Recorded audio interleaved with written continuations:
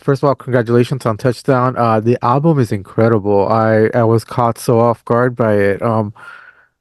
How did the process to create this album start? Oh, that's actually some time ago already. I mean, we basically just started writing the songs after our latest album was released, or the album before was released, Game Over, because it was COVID still and there was no live shows going on. And yeah, I mean, with this particular album, it was very sort of an interesting writing process because there has been so much shit going on.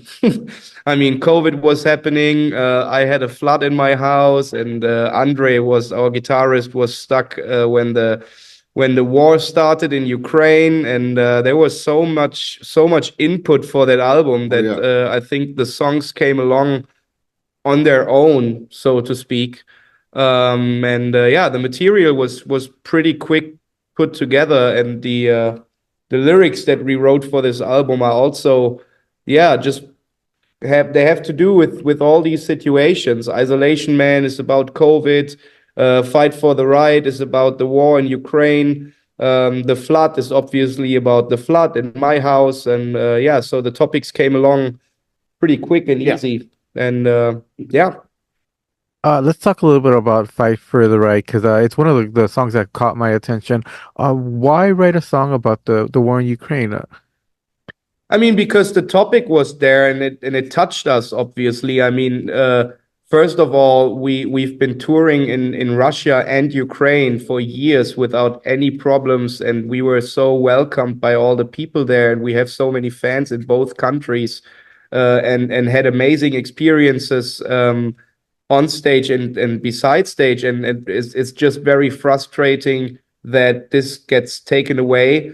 But this is not the most important thing. I mean, the people suffer a lot, and there's no need to have another war, in this crazy world. And of course, I mean, Andre was stuck there. He lived in Ukraine with his family, as a Russian with a Ukrainian wife and kids. And when we saw the pictures that he sent us, it was very, very, horrible to see. And I think it was nearly a month where we were just happy if he wrote us a message every day, that he's still alive. And so we sat down and wrote lyrics about it. Yeah.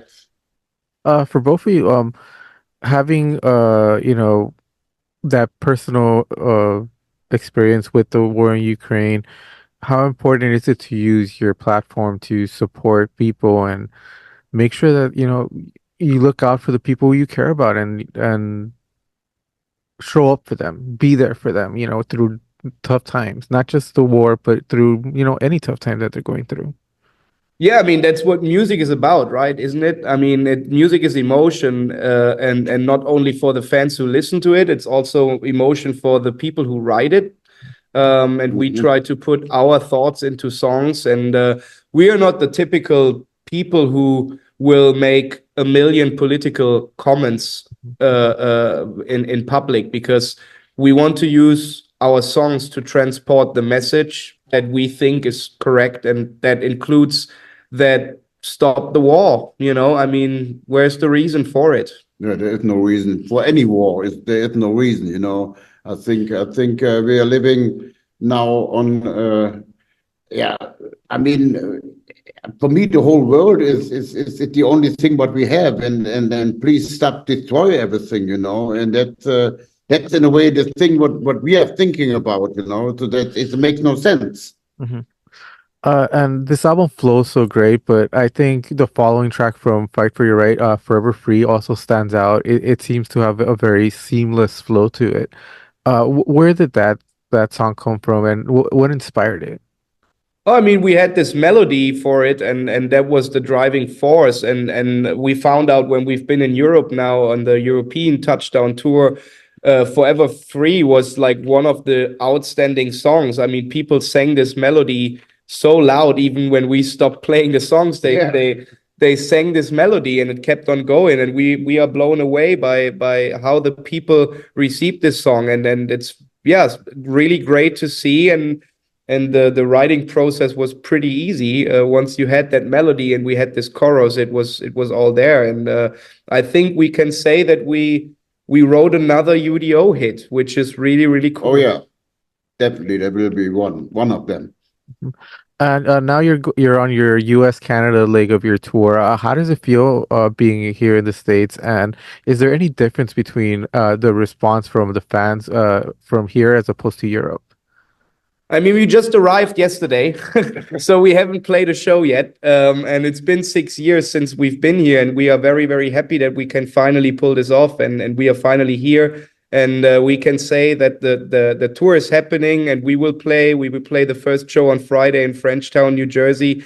And we will see how the people react. I mean, we don't know yet, but we think, or we have a good feeling about it. And a lot of people reacted to Touchdown so well, and we will play 4 songs of that record, plus, of course, all the UDO classics. And we are expecting a lot from this tour, and we are looking forward to it. Yeah. Yeah, we will see what's happened. So Definitely. And you're gonna head over to my side of the world, which is the LA, California. You're gonna be at the Whiskey A Go Go, which is such a iconic location. How does it feel to be going to play at a venue like this?